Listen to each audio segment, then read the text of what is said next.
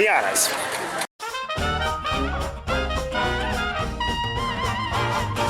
Yes, on June 28th, 2024, Tiana's Bayou adventure opened in Magic Kingdom, rethemed from the much-beloved Splash Mountain. Now, I'm not here to talk about said predecessor, and I'm definitely not talking about the film it was based on. One thing I will say about that is I'm kind of surprised this didn't happen sooner. I mean, honestly, it was always kind of a miracle that Splash Mountain existed to begin with. And I always felt that either Disney should release Song of the South on home media, or retheme this ride. I would have preferred the former, but I'll happily take the latter. Honestly, it would have been hilarious if they did both. The premise of this ride, subtly hinted at in the queue, is that Tiana is throwing a huge Mardi Gras party. However, the local bands are all booked, so she and Lewis recruit us to go with them into the Bayou to find other animal musicians to play.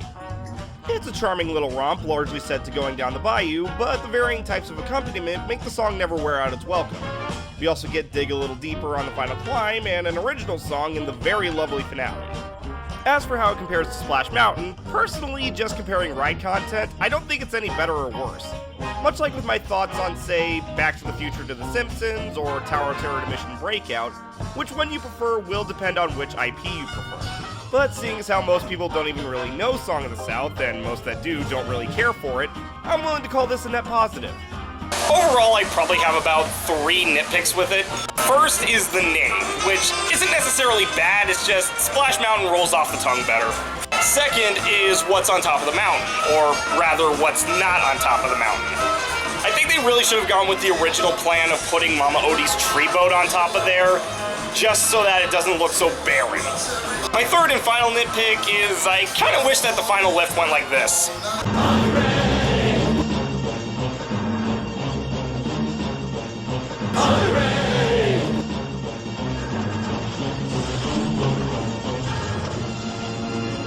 But that's just my experience writing the Disney World version of it. Coming to us with the Disneyland version, my friend Tendo the Seal! Okay, so Tendo the Seal here, and this will be my first ride-through of Tiana's Bayou Adventure. I've not gotten on it yet. My virtual queue has been called. I'm just doing this last announcement before I hop in, give my last initial thoughts. I've been excited for this ride since the announcement, and holy cow, I cannot wait. Just, as someone who freaking loves Princess and the Frog, this made me happy. And now, I get to see the fruits of Disney's labor putting all this together. Let's go.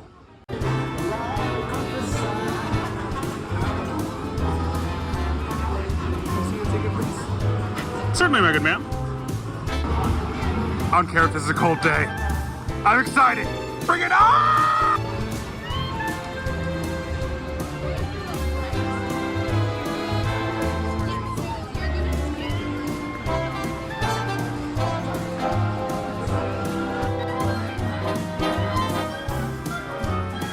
God damn, the attention to detail, just showcasing Tiana's story here.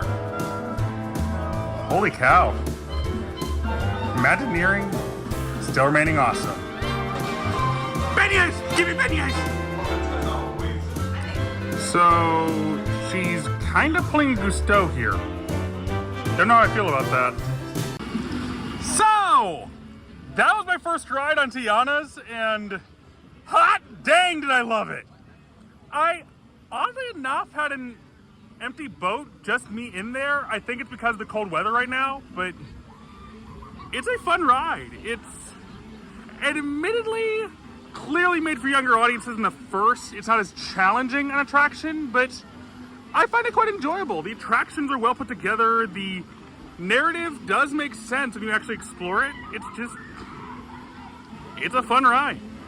And holy cow, I haven't seen this many animatronics in a Disney thing in years. There are just so many, and the screens are pretty rare. It's actually pretty surprising how infrequently they're used. I love it. This is great. As for how it compares to the Florida version, I have not been on it, but I have seen the VODs, and from what it looks like, it seems like this is a lot better structured. You can see that it was clearly designed for California first, because the flow is so much better here with each of the scenes coming together one by one so much more naturally. overall, hot dang, this is great. Love it. Such an upgrade. Thank you. Back to you, reviewer. Alright, thank you, Tendo, for that insight onto the California version.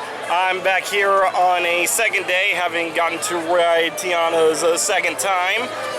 And something I will add about what I said before, while I still do wish that they would have done the, are you ready's on the climb, I will admit, it does still have a good sense of energy going up that thing. It doesn't make you dread the drop, but it does get you excited for it. I think that is, like, it's not necessarily better or worse than when it was Splash Mountain, but it's still pretty good. One other thing I do kind of want to bring up, it doesn't really have to do with the ride itself, but I'm not the biggest fan of the virtual queue system. Like, it makes sense on paper.